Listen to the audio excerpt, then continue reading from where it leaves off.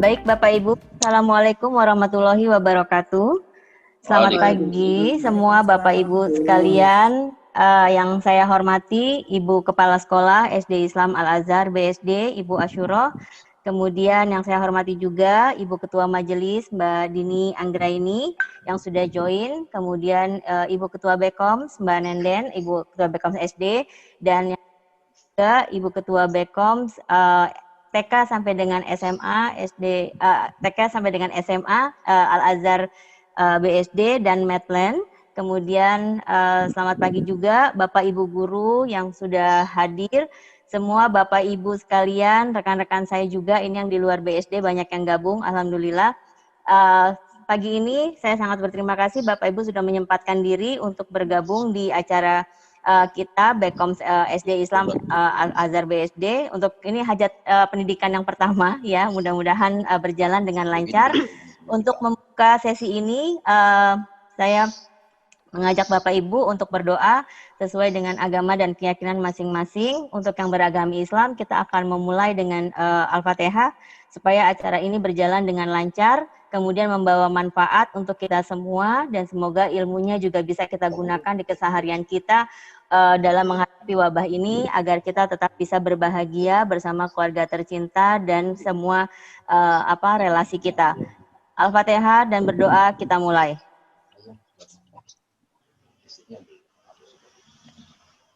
Bismillahirrahmanirrahim. Maliki yaumiddin. Iyyaka na'budu wa iyyaka nasta'in.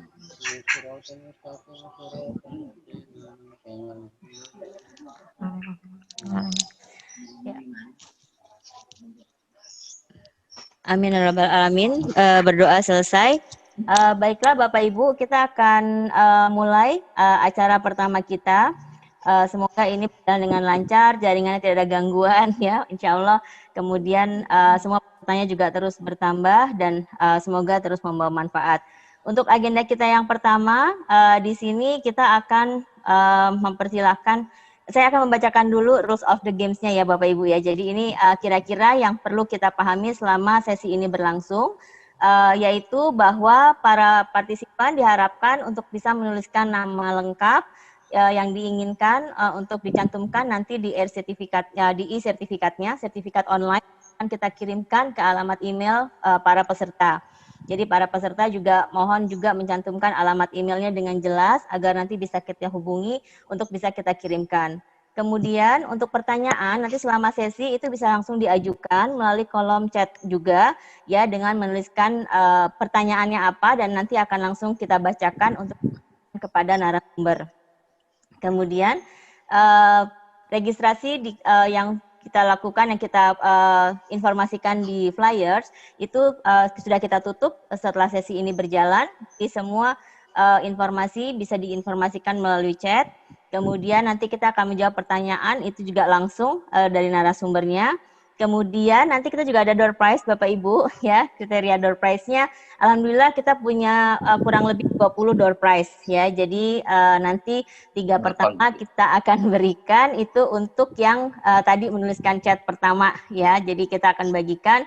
Kemudian nanti kita akan bagikan kepada partisipan yang paling aktif bertanya ya, kemudian mengajukan pertanyaan, kemudian mungkin memberikan saran-saran. Kemudian juga nanti kita ada 2 pemenang yang kameranya kita observe itu on terus gitu ya dari awal sampai dengan akhir gitu ya, karena kita mengapresiasi perhatiannya. Dan nanti mungkin pada saat sesi sharing dengan narasumber nanti ada beberapa yang akan kita pertanyakan kembali kepada partisipan dan itu ada 10 door prize yang akan kita bagikan gitu ya. Mudah-mudahan nanti door prize-nya bisa menjadi ini nih motivasi tersendiri gitu ya untuk hiburan kita, juga kita bisa pay attention pada saat sharing session.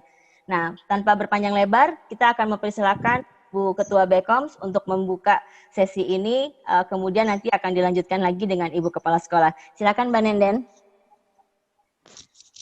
Mbak Nenden. Yes. Halo. Ya, Halo. silakan Mbak. Bismillahirrahmanirrahim. Assalamualaikum warahmatullahi wabarakatuh. Waalaikumsalam warahmatullahi wabarakatuh. warahmatullahi Yang terhormat wabarakatuh. kepada Ketua Pelaksana Harian Yayasan Bumi Serpong Damai, Bapak Nur Khairuddin MBA beserta jajaran. Yang terhormat Kepala SD Islam Al-Azhar BSD, Ibu Dr. Anda Ashuro. Yang terhormat Kepala Unit TK, SMP, SMA Al-Azhar BSD, dan Kepala SD, SMA Al-Azhar BSD Medland. Yang terhormat narasumber kita pada hari ini, Dr. Tri Juda Erlangga, spesialis THP dan KL, praktisi dan akademisi kesehatan. Yang terhormat Ketua Majelis BKOM, Ibu Dini Anggraini beserta jajaran. Yang terhormat Ketua BKOM Unit TK, SMP, SMA Al-Azhar BSD, dan Unit SD dan SMP Al-Azhar BSD Medland. Yang terhormat jajaran pengurus BKOM SD Islam Al-Azhar BSD dan seluruh anggota. Yang terhormat teman-teman panitia dari bidang pendidikan SD Islam Al-Azhar BSD, serta hadirin dan undangan webinar yang berbahagia kami banggakan. Terlebih dahulu, marilah kita panjatkan puji syukur kehadirat Allah Subhanahu wa Ta'ala, bahwasanya pada hari ini kita masih diberi kesempatan bisa menghadiri acara meski online, semua dalam keadaan sehat walafiat. Tak lupa sholawat dan salam kita curahkan ke hadirat kita Nabi besar Muhammad Sallallahu Alaihi Wasallam, kepada keluarganya, para sahabatnya, dan para penganutnya termasuk kita sekalian. Amin. Alhamdulillah, pada hari ini, salah satu program seksi pendidikan BKOM SD Islam Al-Azhar BSD bisa dilaksanakan. BKOM SD memiliki beberapa bidang, yaitu sosial, pendidikan, humas, dan rohani, yang insya Allah akan memberikan program-program yang terbaik sesuai dengan bidang kerja masing-masing. Pandemi bukan berarti berhenti untuk berprestasi. Justru BKOM SD Islam Al-Azhar BSD mempunyai visi produktif, kreatif, dan inovatif guna mendukung kegiatan-kegiatan yang dilaksanakan oleh sekolah, sehingga komite dan sekolah bisa bersinergi, terus berkarya, melahirkan anak-anak yang berprestasi dan bertakwa. Dalam kesempatan ini, saya ucapkan terima kasih untuk teman-teman bidang pendidikan yang berusaha semaksimal mungkin agar acara ini bisa terlaksana. Dan saya ucapkan terima kasih kepada sekolah yang sudah mendukung acara ini, kepada narasumber yang bersedia mengisi acara webinar, dan tamu undangan yang sudah meluangkan waktunya. Kita semua di sini semoga dalam keadaan sehat walafiat dan mendapatkan manfaatnya. Semoga Allah melindungi kita dari mara bahaya dan senantiasa diberikan kesehatan lahir dan batin. Sekian dari saya, terima kasih. Wabillahi taufiq wal hidayah. Wassalamualaikum warahmatullahi wabarakatuh. Waalaikumsalam warahmatullahi wabarakatuh. Ini Ya. undangnya lewat link. Terima kasih Mbak Nenden atas sambutannya. Sekarang kita melangkah ke acara berikutnya, yaitu sambutan dari Ibu Ashuro sebagai Kepala Sekolah SD Islam Al-Azhar BSD. Kepada Ibu Ashuro, kami persilahkan Ibu. Terima kasih Bu Dini. Bismillahirrahmanirrahim. Assalamualaikum warahmatullahi wabarakatuh. Waalaikumsalam warahmatullahi wabarakatuh. Alhamdulillah wa syukurillah wassalatu wassalamu ala rasulillah. La haula wa la quwata illa billah. Rabbi shrahli sadri wa yassirli amri wahlul 'uqdatam min lisani yafqahu qauli. Yang terhormat Bapak Ketua Pelaksana Harian beserta jajarannya, yang terhormat Bapak narasumber pada hari ini, Bapak Dr. Tri Juda Erlangga, spesialis THT KL.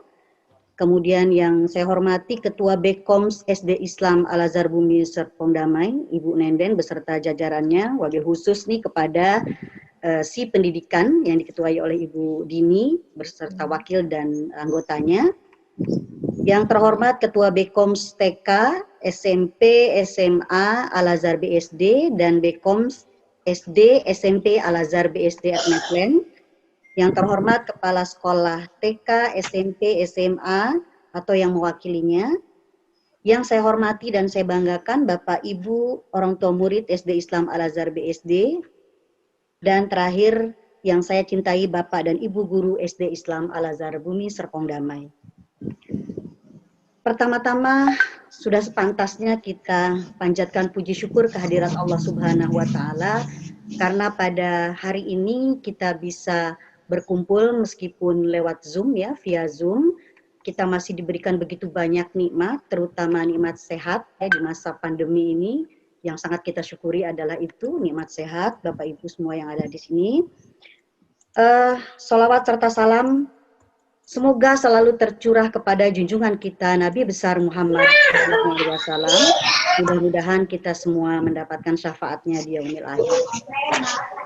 Bapak dan Ibu yang berbahagia, pertama-tama kami ucapkan terima kasih kepada Bekoms SD Islam Al-Azhar Bumi Serpong Damai, Ibu Nendeng beserta BPH dan si pendidikan khususnya yang pada hari ini menyelenggarakan acara yang sangat luar biasa. Kalau saya lihat di sini dari temanya ini sangat pas sekali, Bu Dini ya. Temanya diambil strategi bahagia di saat pandemi, gitu ya. Karena dari temanya saja sudah sangat menarik nih Bu Dini ya. Saya jadi penasaran juga apa sih isi webinar ini gitu ya. Saat ini kan kalau kita keluar rumah ada perasaan was-was, takut, khawatir kita terjangkit virus COVID-19 gitu ya. Dan itu tentu saja membuat kita tidak bahagia. Dan di berbagai media ya kita mendapatkan informasi kita harus bahagia untuk meningkatkan imunitas tubuh kita gitu kan ya. Nah kalau kita was-was, khawatir, takut, nah tentu kan tidak bahagia ya. Nah itulah makanya saya penasaran apa nih strategi bahagia di saat pandemi seperti ini. Ya mungkin teman-teman, Bapak Ibu yang hadir di sini juga sama nih Bu Dini ya.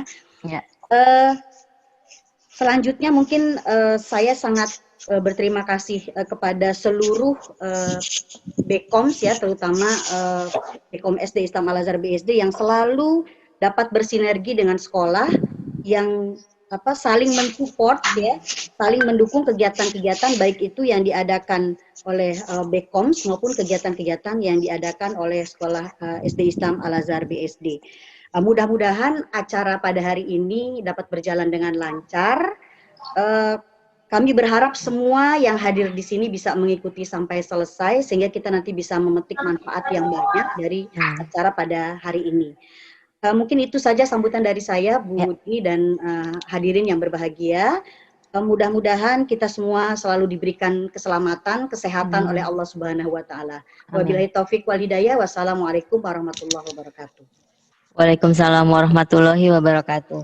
Baik, terima kasih sekali Ibu Asyuro atas sambutannya yang sangat memotivasi kita ya untuk bisa mengencourage kita untuk bisa stay sampai dengan akhir acara. Semoga acara ini betul-betul bisa memberikan manfaat.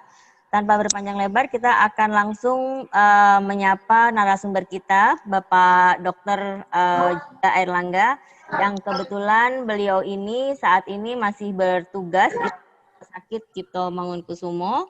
Kemudian beliau juga masih bertugas di Rumah Sakit Pondok Indah, kemudian Rumah Sakit Cinere, ya. Kemudian beliau ini juga merupakan Kepala Departemen INT di Fakultas Kedokteran Indonesia, Universitas Indonesia. Ya, kepada Bapak Dr. Juda Airlangga, silakan Pak Dokter untuk memperkenalkan diri dulu Pak kepada semua partisipannya Pak. Ini teman SMA saya Bapak Ibu. Silakan. Terima kasih Dok, Mbak Dini. Assalamualaikum warahmatullahi wabarakatuh. Salam sejahtera untuk kita semua. Ya nih, diminta sama Bu Dini untuk menyapa teman-teman semua. Jadi kita sama ya, profesinya sama-sama guru. Yang terhormat Kepala Sekolah SD, Kepala Majelis, Kepala Bekom di Al-Azhar.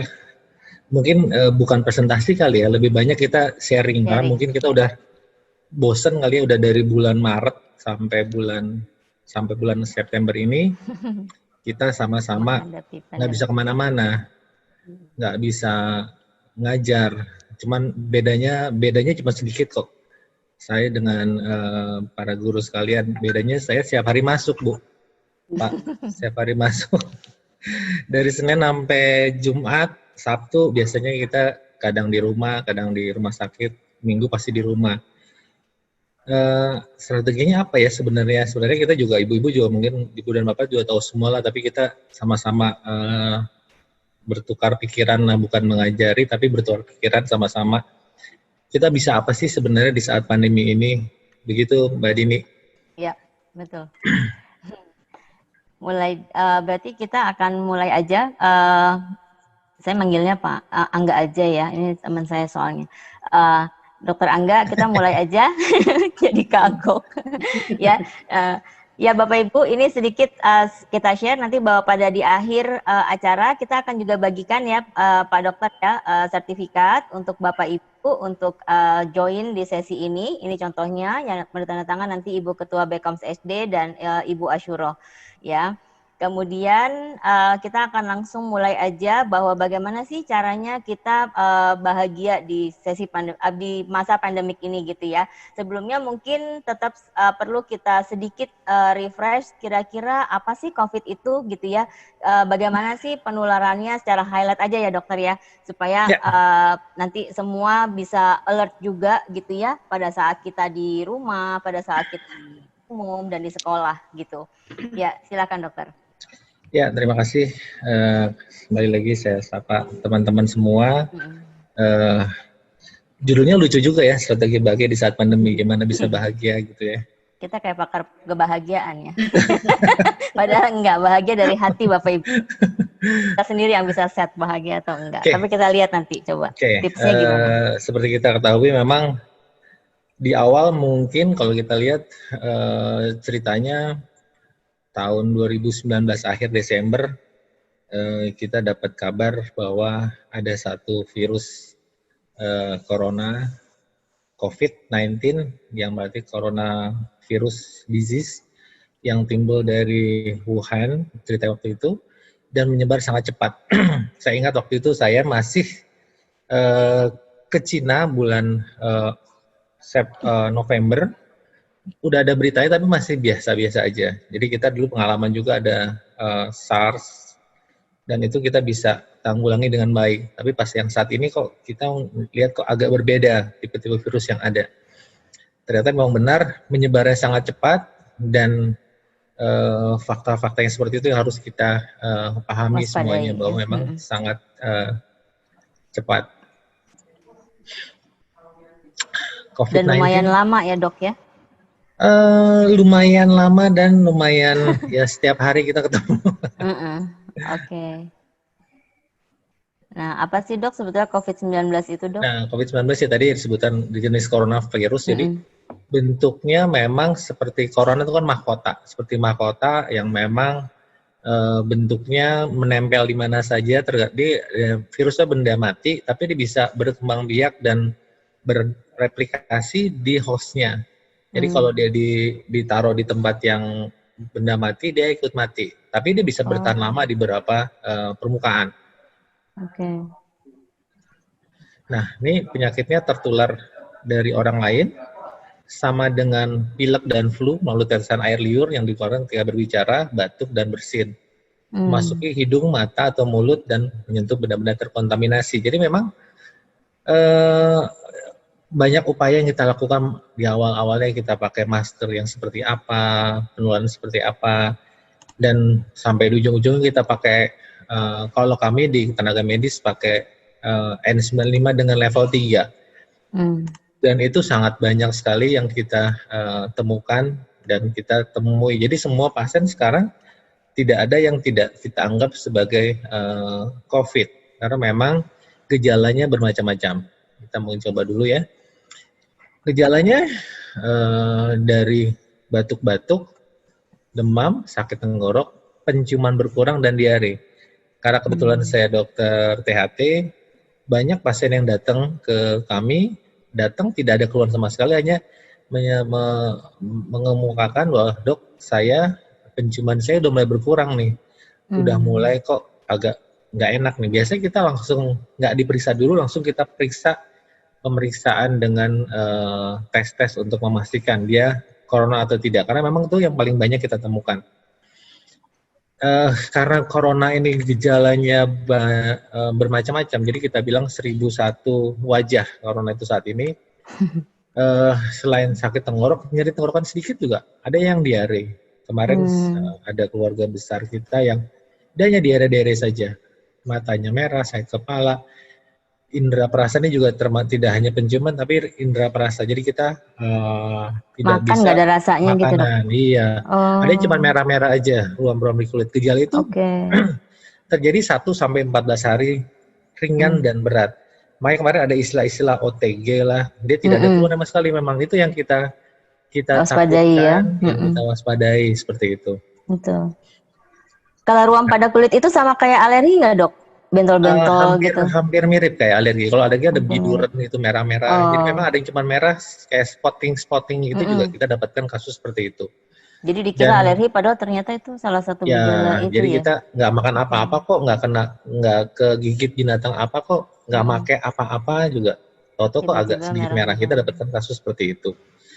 Nah, apa yang kita lakukan mungkin kita hanya highlight aja 3T kita lakukan untuk memastikan kita lakukan tes, telusur, dan terapi. Nah, di tesnya itu kita tahu kan dulu pertama-tama kita pakai rapid test. Rapid test dibagi 2, rapid test dengan antibody dan rapid test dengan antigen. Ada juga yang tes PCR. Mungkin yang orang banyak tahu tes PCR adalah untuk menilai nukleus di proteinnya. Itu yang pasti lebih pasti. Sekarang mungkin pemerintah sudah bilang tidak untuk spesifitas dan sensitivitas dari rapid test yang antibody udah mulai agak ditinggalkan, lebih banyak sekarang menuju ke rapid test antigen dan PCR, tapi untuk kepastian dengan PCR. Dan jadi akurasi tertinggi itu di PCR ya, Dok? PCR. Jadi PCR, ya. Tapi orang juga males ya, aduh mahal banget sih ya, 1 juta banget, lebih Dok. gitu ya. Bener. Nah, untuk memastikan. Tapi mungkin harusnya kalau di RSM pasien-pasien dirawat sih semua gratis, semua dari A sampai Z program pemerintah. Dan tata laksana terapi. Jadi terapi banyak banget nih terapi dari standar mungkin kloroquine lah, atau mungkin ibu-ibu setiap hari gimana kalau di terapinya pakai minyak kayu putih? Nah, iya betul, Dok. Itu dengar tuh minyak kayu putih, terus ke kumur pakai air garam. Air garam, pakai air betadine, silakan aja kalau itu kan, karena memang penelitiannya memang masih berjalan, penyakit ini masih penyakit baru. Ada juga yang kalau dulu ada yang udah positif dikasih obat ini sembuh tuh besoknya negatif, mungkin dia tergolong yang OTG. Tapi biasanya kita lakukan penelitian ini menggunakan pasien-pasien yang sedang berat. Nah, itu kita lakukan penelitian sejauh ini. Dan mungkin yang kedua 3M udah bosan juga kan, kalau zamannya demam berdarah, menguras, mengubur, menimbun. Kalau sekarang menggunakan masker, menjaga jarak, tidak 1,5 lagi, mungkin ya terakhir 2-3 hari yang lalu 1,8 sampai 2 meter. Karena dropletnya itu, jadi 1,5 meter oke lah, tapi lebih jauh lebih baik. Dan ketiga mencuci tangan. Memang virus ini mudah mati sebenarnya. Kita mencuci tangan dengan sabun apapun juga cukup baik. Dan kita kadang-kadang ibu-ibu juga takut ya beli makanan dari hantaran layanan hantar itu harus diapain nih, beli sayur seperti apa. Sebenarnya kita bersihkan di air mengalir sudah cukup sih, rekomendasi dari WHO. Jadi cukup membersihkan dengan air mengalir. Mungkin kalau yang disemprot-semprot itu, Dok? Semprot kalau misalnya langsung ke makanannya dan isinya pestisida dan misalnya alkohol, nah itu juga tidak direkomendasikan juga sebenarnya. Jadi memang lebih banyak kalau sekarang kan udah mulai pinter ya. Jadi mereka dibungkus lagi, jadi bungkusnya kita bersihkan. Harapannya seperti itu. Ya, cukup jelas ya Bapak Ibu ya. Kalau mau ada pertanyaan langsung ditanyakan saja ya Bapak Ibu sebelum melangkah lebih jauh lagi nanti ke materi berikutnya. Ini bahagianya belum soalnya Mbak Dini ya. Belum, iya. Baru tahu dulu, kenal ya siapa yang merusak kebahagiaan kita itu gitu ya. Siapakah yang merusak kebahagiaan kita itu? Kalau ngomongnya rada ngaco takut dimarahin sama Bu Dini nih soalnya. Kita kapan sih mau orang tanya kapan sih selesai sih, capek banget nih gitu loh. Kita yang tenaga medis juga sudah 118 yang berpulang. Meninggal ya. Itu juga buat kita juga suatu pukulan yang hebat dan banyak sekali juga. Kadang-kadang kalau ditanya kapan sih selesai, saya bilang besok kali selesainya. Karena kita nggak pernah tahu kapan selesainya. Yang pasti kita bisa mengurangi dan hanya bisa mengetahui sifat-sifat virusnya seperti apa yang harus kita lakukan.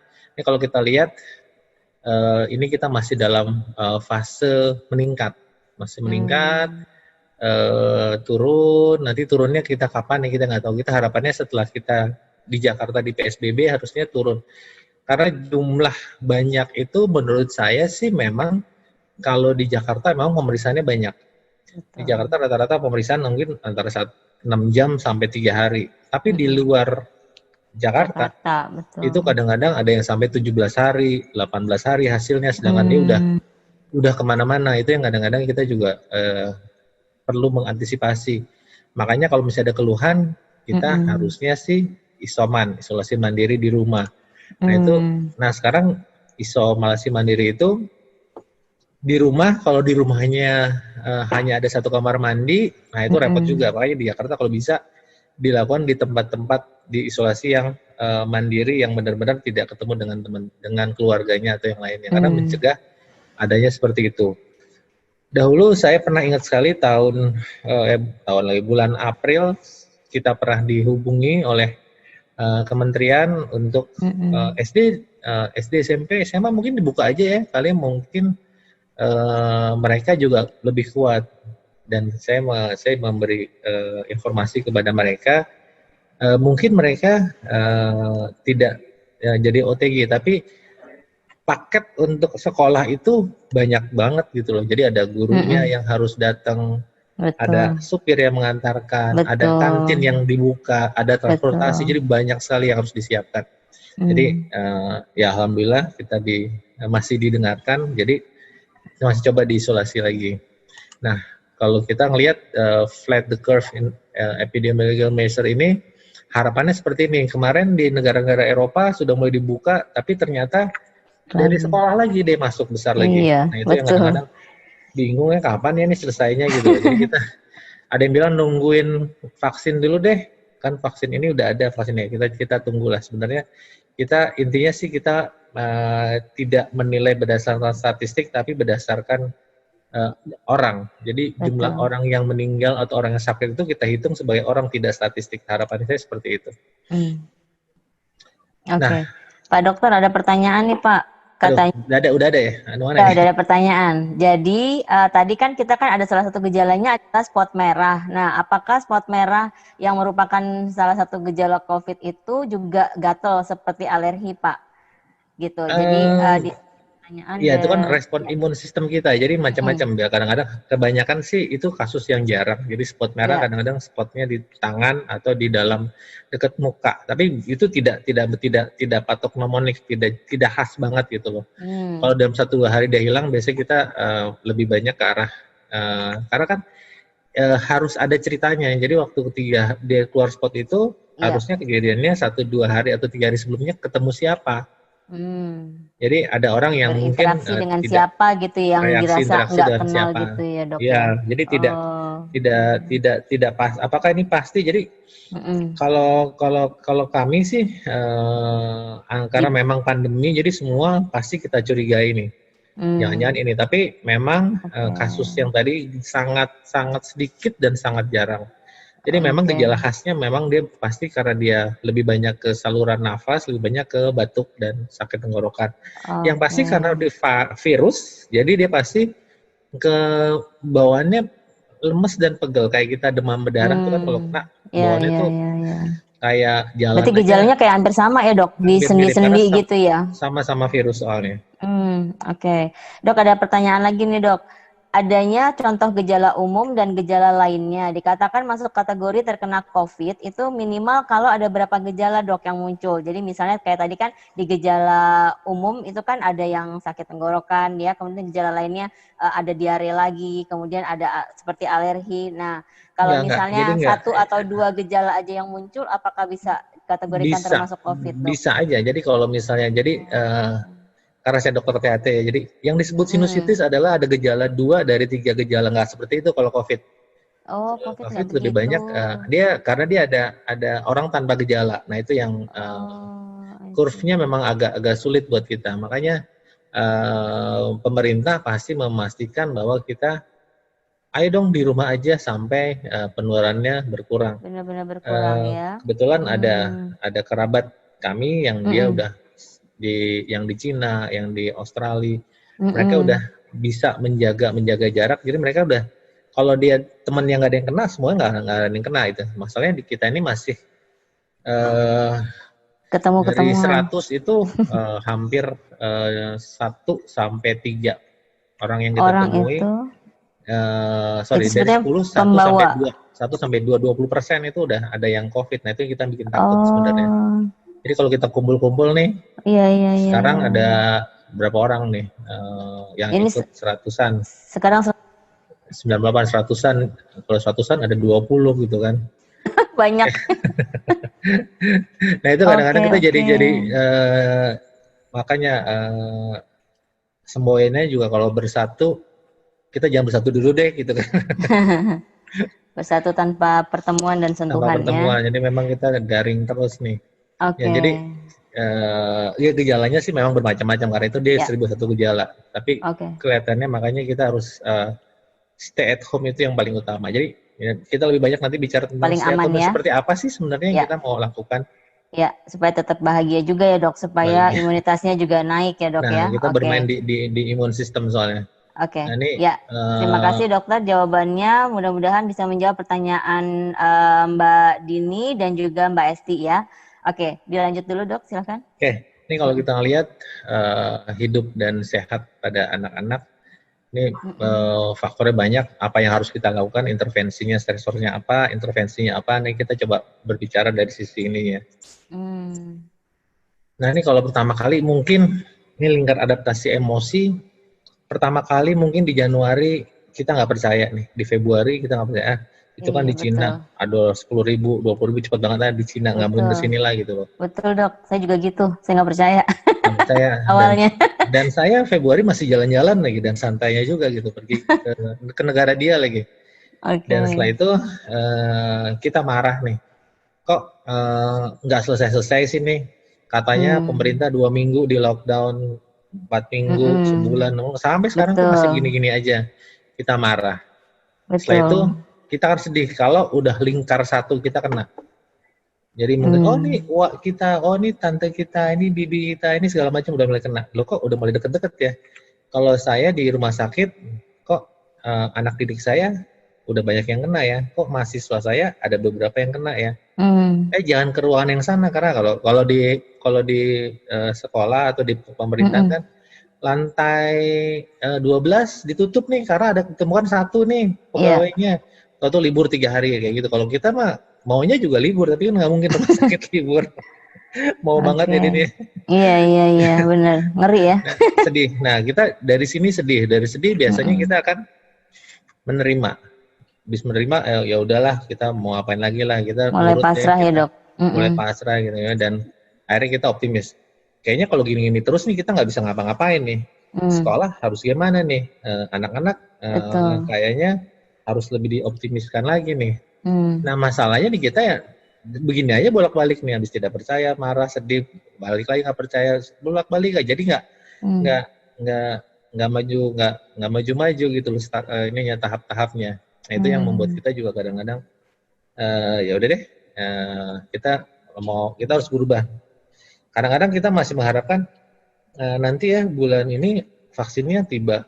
Nanti ya bulan ini vaksinnya bisa. Jadi kita berharap sesuatu tapi dia mundur lagi. Jadi kita jadi sedih, nggak percaya lagi, marah, bolak-balik itu aja. Betul. Oke. Nih dampaknya secara umum nih kan, penutupan sekolah, akses kesehatan multi terbatas, perubahan ekonomi akibat sejumlah pekerjaan dibatasi. Kita harus sendiri ke mall sekarang, walaupun dibuka sepi, kita keluar ke restoran. Mungkin kalau di BSD buka ya Din ya. Kalau di buka sini di BSD masih dok. Kita makan ke di Jakarta aja enggak ya? Kita makan ke sini. Kita makan ke BSD karena di restoran dibuka. Nah tapi karena memang kita ketahui memang Tapi disrupsi sepi juga. ekonomi, betul. Jadi mungkin sekarang lebih banyak ibu ini jualan ini yuk kita beli. Jadi mereka udah mulai berusaha untuk mempertahankan Ya, ekonominya. Nah, betul. anggota keluarga Betul. berada di rumah lebih lama. Nah, ini ada yang suka, ada yang nggak suka nih. Ketemu lo lagi sih gitu. Apalagi lo lagi sih. Yang tadinya anaknya nggak tahu kelakuannya seperti itu, jadi kita lebih tahu. Jadi mungkin ada poin yang bisa kita nilai dari anggota keluarga yang berada di rumah lebih lama. Mungkin, Tapi di nomor 4 ini kayaknya tergambar yang tadi tuh dok, di lingkaran emosi itu ya ibu-ibu ya. Kalau yang khususnya ibu-ibu nih, yang saya rasain. Jadi awalnya senang anak-anak di rumah gitu ya, suami di rumah juga kerja. Tapi lama-lama udah 3 minggu, udah 1 bulan, kok kulkas cepet habis, sudah mulai mikir ya. Sahabat habis kok jadi guru tuh ternyata susah ya gitu ya. Iya, ternyata susah, ternyata stres ya jadi guru di rumah jadi ya. guru Gitu. bisa bayangin ya. Jadi mudah-mudahan Betul, pahalanya betul. banyak nih buat ibu-ibu guru semuanya. Iya, nih. Bapak Ibu guru. Jadi sekarang udah terasakan sekali sama kita bagaimana Bapak Ibu menghadapi Ngajarin anak-anak itu kita di susah sana banget ya. ngajarin, iya. Ngajar tuh susah banget. Saya juga ngebayang kalau saya di rumah sakit juga kan. Aduh. Iya. Oke, Dok, udah mulai banyak pertanyaan nih, Dok. Waduh. Saya nggak bisa ngeliat soalnya nggak bisa ngeliat. Iya. Jadi saya bacakan ya, Dok. Jadi Ya. di sini ada yang menanyakan, saya mau menanyakan tentang kemungkinan penularan COVID lewat makanan. Apakah mungkin atau tidak? Karena kadang-kadang saya beli makanan di luar dan setelah dipikir kita tidak tahu kesehatan si pembuat makanan. Jika seperti itu, apakah ada tips yang sering beli makanan di luar nih katanya? Karena kan memang kita capek ya masak ya. Karena memang anggota keluarga semua di rumah cepet habis, Bu. Sekali masak langsung habis. Sore mikir lagi, ya ampun ternyata kulkas juga udah kosong gitu ya, pusing pokoknya. Gitu. Nah, itu gimana, Dok? Masalah aqua galon cepet habis ya. Jadi gini nih. Kalau makanan selama dia makanannya belum ada kalau dari WHO menyatakan memang belum ditemukan penularan melalui makanan. Jadi makanan-makanan yang seperti apa. Jadi kalau kita ngelihat, tapi kalau makanannya dia kalau air karena liur gitu, Dok, ada yang jatuh gitu atau ada apa? yang jatuh dipegang orangnya juga. Nah, itu kemungkinan terjadi sih, tapi kita sebisa mungkin kita akan coba. Kalau dari kami sih, kalau kami di kantor di RSCM kita memang masak sendiri. Jadi dikirim makanan dalam pot yang panas gitu kan. Terus nanti kalau misalnya kita beli di luar, kita biasanya akan dipanaskan lagi. Memang kita tapi private satu orang satu. Jadi kita tidak pernah berbagi sharing sendok, berbagi sharing centong nasinya juga enggak gitu. Jadi kita memang makan. Karena penularan tuh kebanyakan sekarang udah mulai di komunitas, baik itu di kantor, di keluarga. Iya, betul. Nah itu biasanya di ruang makan. Di ruang makan kebanyakan bicaranya segala macam. Oh iya, karena kita pas makan lepas masker juga ya, Dok. Markers dan jadi kan udah langsung tuh interaksinya. Oh iya, sepeda. Teman saya juga banyak kemarin karena buka masker sebentar ya buat foto nih. Kita biar kelihatan ya Allah. Itu kita juga ya Bu Bekom sih ya, kalau mau foto kita lepas masker. Biar kelihatan saya siapa, saya yang mana gitu ya. Oke. Iya, kemarin tebak-tebakan soalnya Din ya. Iya, Dok. Jadi kalau misalnya makanan dikirim terus dipanasin itu kira-kira mengurangi juga ya, Dok ya? Misalnya kita masukin microwave gitu. Dipanaskan biasanya mereka kalau yang baik mereka udah dibungkus lagi di luarnya. Jadi mereka pajanan terkena di luar, pajanan terkena langsung bisa lebih diminimalkan. Jadi memang makanan itu memang kayak yang saya bilang tadi, sayur-sayuran dari tukang sayur yang lewat gimana sih sebenarnya takut juga nih dia belinya di pasar. Betul. Ya, rekomendasi mereka sih hanya dialirkan lewat air mengalir aja. Mengalir ya. Tapi kalau nggak usah disemprot segala macam karena malah merubah rasa dan membuat jadi toksik. Vitaminnya juga hilang kalau direbus lama-lama ya. Oke, Dok, ada lagi nih, Dok. Kalau kita sering berjemur di matahari, apakah termasuk bisa mencegah atau membunuh virusnya, Dok? Iya, kalau dari matahari kita butuhnya vitamin D kan sebenarnya. Vitamin D itu kan sistem imun kita. Jadi kita banyak bicara nanti tentang imun sistem kita. Vitamin D itu sebenarnya waktu dulu sempat kontroversial ya. Saya lihat kalau lagi jalan-jalan. Iya, yang katanya ada bisa jadi kanker kulit malah, Dok. Betul. Ada nanti dari dokter kulit mereka menyarankan tidak boleh lebih lama dari 15 sampai 30 menit saja. Betul. Saya dengar karena memang mereka akan membuat toksik. Kalau kami dari THT ada keganasan pada telinga itu lebih banyak ditemukan pada petani. Karena Oke. dia memang paparan di matahari siangnya lebih banyak. Di kita sih memang harus seperti itu juga, tapi memang eh, yang perlu kita pastikan mungkin agak sedikit, kan banyak sekarang orang minum vitamin D banyak gitu ya. Nah Betul. itu nggak ada salahnya juga kalau kita tahu kadar vitamin D di dalam tubuh kita. Jadi kalau vitamin D-nya nggak terlalu minimal ya kita bisa Mm-mm. menambah suplemen vitamin D atau berjemur lebih lama. Tapi kalau vitamin Oke. D kita cukup, nah itu yang kadang-kadang karena kita tahu vitamin A, vitamin D, Mm-mm. vitamin E dan vitamin K itu Mm. ditimbun di badan kita. Jadi Mm-mm. tidak Mm-mm. bisa dibuang. Kalau vitamin C kita minum banyak dia terbuang. Selain Oke. A, D, E, K itu dibuang. Jadi kita Oh. lebih tidak. Ada juga tuh kemarin viral kalau Mm-mm. terkena COVID minum vitamin C 1000 mili per jam sih berapa tuh? Sampai batas dia tidak tahan lagi ya. Penyakitnya mungkin hilang tapi Ngeri lambungnya banget. jebol. Iya, Nah kayak gitu. tidak mungkin lagi keren. Ngeri, Sedangkan jangan. kita banyak Oke. kasus-kasus asam lambung yang meningkat. Jadi Mm-mm. Mm-mm. kendalanya yang lain. Oke, ini Oke. dampak pada tubuh kita nih kalau kita Kebanyakan imun sistem suplemen. kita Mm-mm. ini ada chronic fatigue lah, dizziness lah, ada Mm-mm. stres, ada deg-degan, ada nyeri Mm-mm. dada. Banyak tuh. Saya kemarin juga ada beberapa kasus kalau misalnya udah mengenai keluarga kita, Mm-mm. kok saya kena COVID nggak ya? Kok saya deg-degan dan sesek nih? Gitu loh. Karena ternyata memang pengaruhnya imun sistem kita itu kemana-mana. Oke. Itu jadi kebanyakan kalau kita stres itu larinya yang di penyakit di kepala ini ya, Dok? Iya, lebih banyak ke arah Jadi situ. cemas gitu-gitunya ya, yang Karena mempengaruhi akhirnya penyakit imun sistemnya drop ya. psikosomatis itu memang sangat banyak ditemukan. Ada kan kita langsung berpikir nih, aduh Ya, sambil nunggu di swab hasilnya kita udah cemas. iya Kita betul. mau periksa swab kita cemas. Iya betul. Hasilnya negatif, bener nih. Jadi ada negatif, Iya. apalagi ada berita negatif palsu, positifnya juga nggak jelas. Nah, itu Benar. jadi jadi semuanya dipakai cemas gitu. Jadi sibuk kita lihat apa sih perubahan apa sih yang kita bisa lakukan untuk minimal kita sebagai orang tua atau keluarga di rumah untuk dapat memperbaiki imun sistem kita. Oke, Nah, yang Dok, berubah ada pertanyaan ya, lagi nih, Dok. Tadi batasan umur minimum itu untuk pemeriksaan PCR ada nggak, Dok? saya pernah ngerjain pasien 4 hari. Heeh. Pasien 4 hari kita lakukan PCR. Anak 4 hari baru lahir. 4 hari baru lahir. Oh, kalau paling tuanya, Dok? Paling tua ada yang 82, 90 juga ada kemarin. Berarti Jadi kayaknya kita nggak ada memang batasan mengerjakan, kita saat ini memang THT mengerjakan semua PCR, tapi sekarang udah kita diseminasi, kita berikan kepada teman-teman yang lain karena memang jumlah THT-nya nggak terlalu banyak. Jadi mungkin yang sulit-sulit pada kasus-kasus bayi, kemarin juga ada banyak bayi kita periksa. Dan juga kita kemarin mengasih pelajaran kepada dokter forensik. Dokter forensik, dokter yang bedah mayat. Kan banyak juga tuh kasus-kasus di luar yang mereka swab, oh ini kalau hasil negatif boleh dong kita lakukan sholatan di rumah. Nah ternyata memang dia negatifnya negatif palsu misalnya yang pertama-tama, jadi kita ajarkan juga mereka untuk mengambil swab yang seperti apa sih, karena nanti kan ada klaster baru lagi.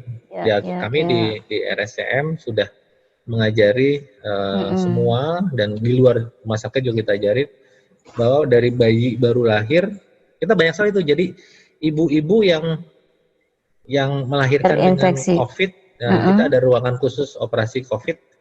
Jadi kita operasi semua di sana di satu lantai sendiri, satu building sendiri untuk kita periksa. Jadi ada bayi yang kemarin saya sih dapat jadwal tuh dari 9, rata-rata 200-an lah sehari kita swab. Ada bayinya tuh pasti ada aja sih. Oh, jadi nggak ada usia minimum ya, Dok ya? Nggak ada usia minimum. Oke, kalau bernanam melalui AC itu nggak sih, Dok? Masih valid nggak?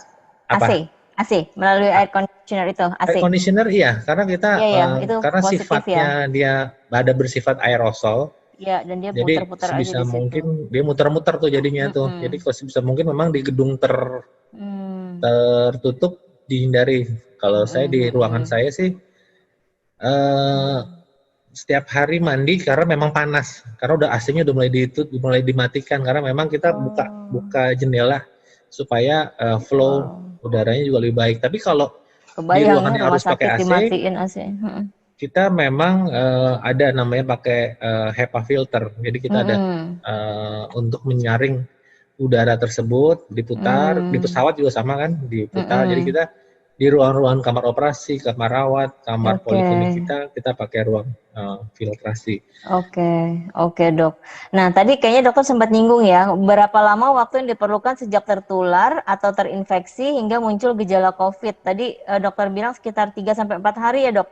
Yeah. Kalau misalnya kita pernah ya, nah ini mudah-mudahan menjawab Bu Fitri. Kemudian ada pertanyaan lagi nih dok. Saya tambahkan juga, jadi sekalian kalau misalnya saya ketemu dengan ibu gitu ya, ketemu, sedangkan saya OTG. Kapan ketemu sih kita periksa?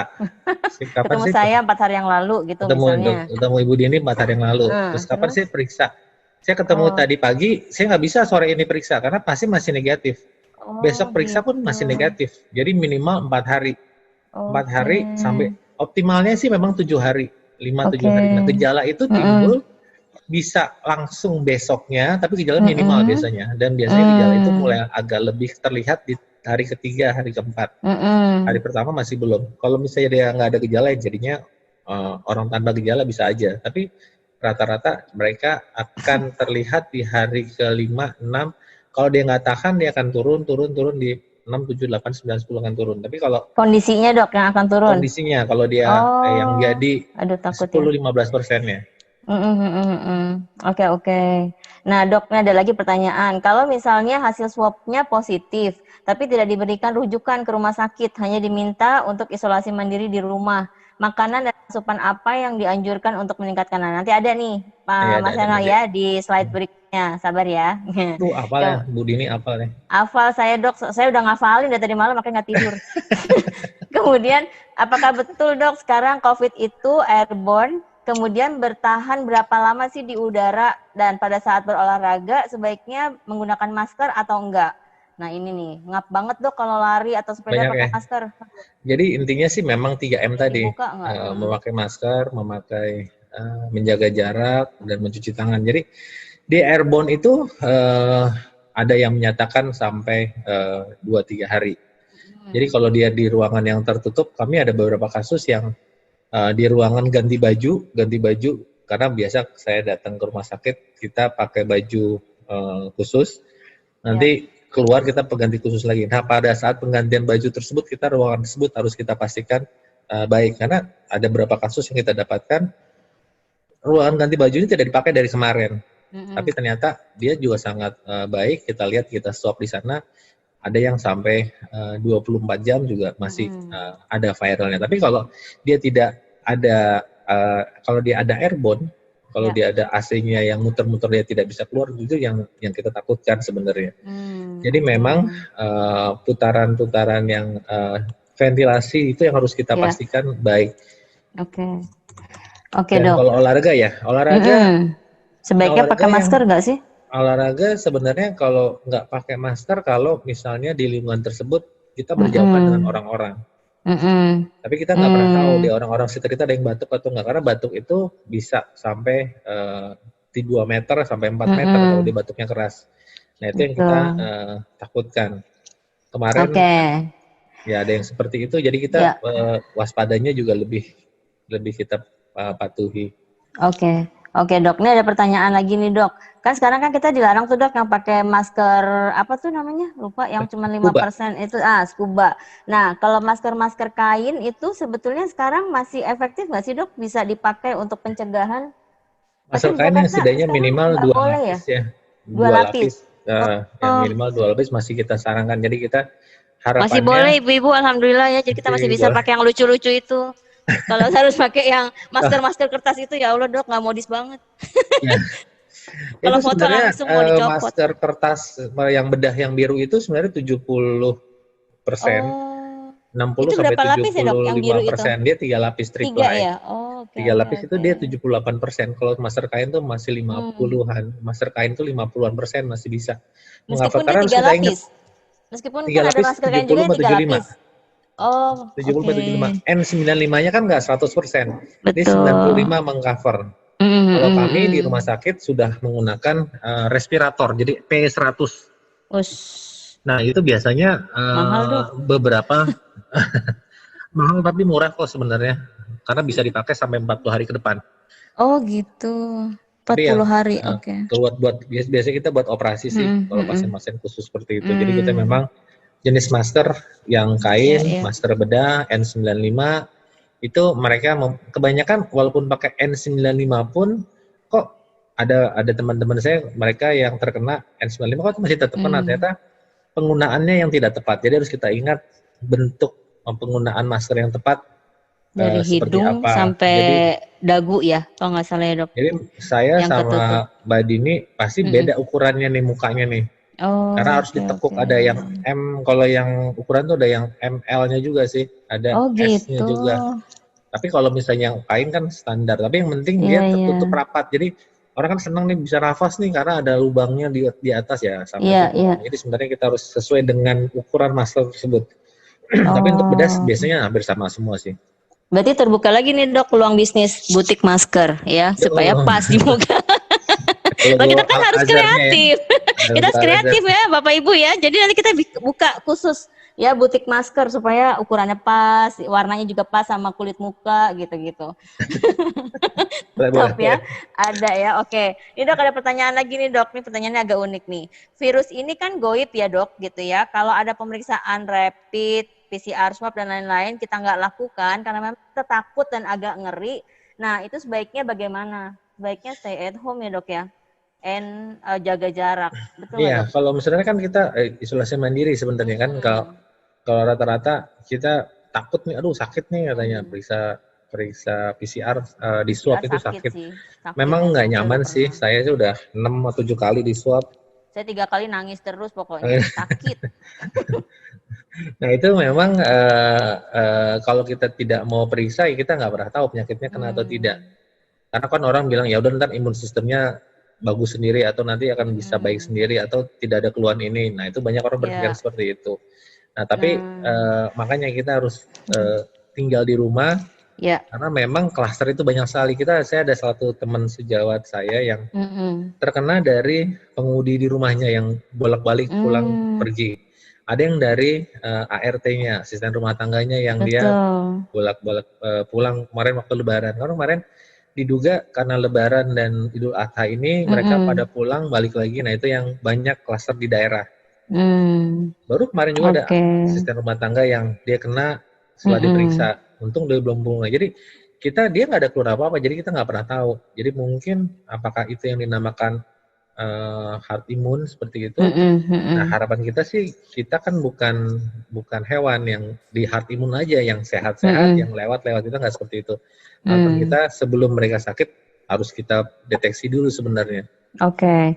Dok, ini ada pertanyaan lagi nih dok. Apakah emosi mempengaruhi hasil swab dan bagaimana caranya memotivasi kita supaya berani swab? Karena kalau kitanya takut, itu kan nanti hasil swabnya juga takutnya nggak valid ya dok, karena lagi dalam kondisi takut ya, cemas gitu. Nah nih ibu-ibu mungkin Mbak Dini bisa jawab kali ya. Iya sama Bu, saya juga cemas banget waktu lagi itu mau PCR. Jadi hasilnya sebenarnya tetap nurut negatif.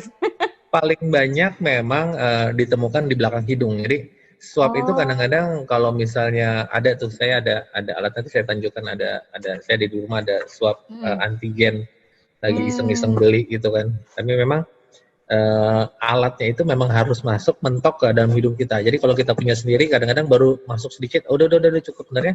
Dia tidak ada kuat karena untuk swab lidinya itu sendiri harus masuk mentok dan harus kita usapkan minimal 10 detik kanan dan 10 detik kiri. Ditambah dari suapan dari tenggorokan itu yang lebih valid hasilnya. Kalau kita takut ya baru masuk sedikit udah ditarik gitu kan. Nah, itu hasilnya biasanya takutnya jadi negatif palsu. Iya. Jadi faktor emosi sih tidak terbanyak karena virusnya sendiri nggak ada emosinya soalnya. Dia bisa bereplikasi tapi nggak punya emosi. Oke, lanjut dulu ya dok ya. Kayaknya masih agak banyak nanti ini. Apa yang berubah dari kita di rumah itu kan dari perubahan jam bangun tidur, mandi, mulai kegiatan berubah, makannya berubah, ada yang darinya kadang-kadang mereka dibangunin ibunya jam 7:30, baru bangun, udah mau sekolah nih nyalain komputer, anaknya belum mandi, atau mungkin cara bolos pertama kali mungkin dia mematikan suara dan videonya, tapi sekarang kan mungkin udah disuruh Oh iya, betul. online gitu kan. Sedangkan kita ada masalah juga nih, berapa lama sih screen time yang baik? Nah itu yang harus kita optimalkan sebenarnya. Nah perubahan jam dan pilihan jenis makanan minuman, jadi mungkin kalau di rumah ibu orang tuanya masak, mungkin lebih banyak yang bisa variasinya. Tapi mungkin lama-lama ibu bisa cuma nasi goreng doang nih, yang lain dong beli yuk. Nah kan variasi. Jadi lemak lagi, jadi makan bergula lagi gitu kan, gula, lemak, asin. Nah jadi harus kita lihat aktivitas fisiknya udah mulai treadmill di rumah udah bosen nih, udah mulai jalan. Kalau kompleknya agak jarang sih mungkin silakan aja. Tapi kalau di daerah padat itu kan kadang-kadang kita ketemu teman-teman di gang yang padat, nah itu butuh kapan ya kita mau larinya. Nah itu perubahan-perubahan polanya seperti ini yang akan membuat imun sistem kita akan turun. Oke. Nah, ini mungkin sekolahnya yang tidak boleh Face to face. belajar bersama. Yang dulunya anak-anak naik tangga tuh sehari bisa berapa kali ya dok? Sekarang ya ampun, udah turun-turun di kamar.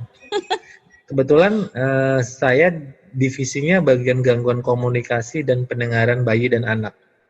Jadi sebenarnya yang dilakukan ini yang nggak boleh, ini yang buat saya, aduh apa ya, saya harus mikir apa lagi supaya anaknya bisa berkomunikasi, supaya dia nggak delay, supaya dia nggak ini. Nah, kita harus berpikir seperti apa. Yang barunya adalah ya ini PJJ, via daring. Tapi konsekuensinya apa nih? Tugas belajarnya. Nah, kita lihat kadang-kadang ini yang physical distancing, PJJ, daring, tugas PR makin banyak. Yang seperti apa sih yang bisa dianya juga baik dan mengerjakan, karena memang pasti ada nih anak-anak sekarang yang nggak mau screen time sama sekali, tidak mau melakukan apa, karena mungkin PR-nya jadi makin banyak. Betul. Dan betul, dok. kita juga sampai mau kamu sama sekali gitu, dan kita juga menilainya juga susah nih. Kita kan nggak bisa memberikan standar yang sama pada saat kita face to face dan standar yang sama pada saat kita memberikan tugas belajar. Betul. Nah, kita coba kupas satu-satu kali Mbak Dini ya. Iya. Pola ini tidur. Salah satu nih. Betul. Pola tidur yang seperti apa sih sebenarnya? Pola tidur sebenarnya standar. Mungkin kalau kita di agama, kita cukup tidur siang, tidur malam juga harus cukup. Rasulullah tuh kalau nggak salah tidur jam 9, udah mulai tidur. Nanti dia setengah malam dia akan bangun. Selepas Isya ya dok ya biasanya ya. Bisa. Jadi memang menguatkan sistem imun kita. Nah kadang-kadang sekarang nih ibu-ibu juga mungkin tidurnya lebih malam karena memang semua film di Netflix udah ditontonin. Udah berulang-ulang. Dan sistem, jadi mereka punya pola tidur yang berubah dari jam 1, jam 2, nanti jam 4, jam 5 bangun lagi karena sholat subuh, nanti pagi, nanti siang-siang anaknya online, ibunya tidur tuh, nanti putar semua gitu kan. Nah sebenarnya itu yang recommended sleep-nya juga harus kita pastikan, karena kalau makin tua sebaiknya rata-rata 7 sampai 12 jam. 7-8 jam, 7-9 jam, yang adult teenager 8-10 jam. Jadi memang semakin sedikit pola-polanya itu kan berubah. Karena kalau dia tidurnya berubah, tidurnya kurang atau tidurnya kebanyakan akan depresi, post traumatik, segala macam, hormon pertumbuhan juga akan berubah dianya. Iya. Ini Bapak Ibu bisa difoto nih sebetulnya yang di sebelah nih Bu, yang recommended sleep saya juga baru mulai ngebaca nih. Bahwa kita nih tidurnya ada sebaiknya 8 sampai 9 jam gitu ya dok, bacanya ya dok. 10 sampai 13 jam ya. Jadi sebaiknya yang recommended yang warna biru. Yang biru tua ya dok ya. Yang birunya di tengah. Nah. Oh oke. Ini anak-anak dalam minimal usia 6 jam. Jadi kalau kita mungkin dari bapak-bapak atau ibu-ibu punya jam yang khusus yang untuk melihat time jamnya itu kan. Mereka ada yang light sleep, ada yang deep sleep gitu kan. Nah, deep sleep itu minimal 30 menit sampai 2 jam. Itu udah cukup baik. Oke. Dan dia ada kan kalau udah mulai tidur tapi masih matanya masih ada remnya, matanya bola matanya segala macam. Nah, itu masih udah mulai memperbaiki sirkulasi. Kita udah diem aja udah mulai memperbaiki sirkulasi nadi kita. lebih tenang, lama-lama makin dalam tuh kan lebih baik karena nanti ada ini bisa lanjutin lagi ya. Ini secara medis berarti ini salah satu strategi bahagia juga nih dok, karena tadi ada memperbaiki mood, mengurangi depresi. Nah kan kalau kita nggak depresi, moodnya bagus tuh kita happy ya, berarti imunitasnya itu juga naik ya dok ya. Iya. Ini kalau kita lihat memang tidur itu akan memproduksi melatonin. Melatonin itu adalah satu hormon atau suatu zat yang ada jam-jamnya nih. Kalau dewasa biasanya jam 10 malam, kalau remaja bisa jam 1 pagi. Jadi kalau misalnya kita nggak bisa tidur, kita minum obat yang mengandung melatonin. Nah, ini maksudnya muncul jam 10 malam itu, jadi kalau kita tidur lewat dari jam 10, dia jadi akan berubah polanya kan? Oh, jadi nggak ngantuk lagi gitu? Jadi kita jadi lebih malam tidurnya, hormonnya juga tetap dihasilkan, jadi kita tetap ngantuk nih. Nah, gara-gara ngantuk yang muter-muter itu kan dia kan depresi lah, kok saya harusnya jam segini mulai kegiatan, jadi berubah pola tidurnya. Jadi kita tetap harusnya di saat pandemi ini kita coba untuk berdisiplinkan diri kita untuk tetap jam tidurnya, mungkin bertambah malam tapi tidak terlalu malam gitu kan. Kalau saya sih jam 9 tuh mulai ngantuk Pak, karena memang saya dari jam 8 pagi sampai jam 4 sore pakai masker, jadi udah ngantuk. Kurang oksigen ya. Udah kurang oksigen dari jam 4 sebenarnya. Dari jam 8. Apalagi sekarang udah peraturan di mobil pun harus pakai masker. Ya Allah, saya jadi tidur mulu jadinya. Ini berarti kalau remaja memproduksi hormon tidurnya ini jam 1 malam, Dok, berarti jadi harusnya sebelum jam 1 dia udah tidur. Sebaiknya udah. Jadi jangan lebih dari jam itu. Jadi ini kan rata-rata keluarnya ya, dari keluarga. Tapi sebenarnya kalau dia tidur lebih cepat pun biasanya akan seperti itu. Jadi kalau dewasa jam 10 nanti jam 4 pagi, jam 3 pagi udah mau sholat tahajud, mau sholat malam segala macam. Itu udah cukup tidurnya. Tapi kalau dia malam dia kan berubah kalau jadi lebih malam lebih pagi. Iya. Ini berarti another strategi untuk happy nih Bapak Ibu ya. Jadi kita tidur jangan lebih dari jam 10. Kemudian kalau remaja-remaja kita nih, teenagers kita jaga supaya jangan tidur lewat dari jam 1.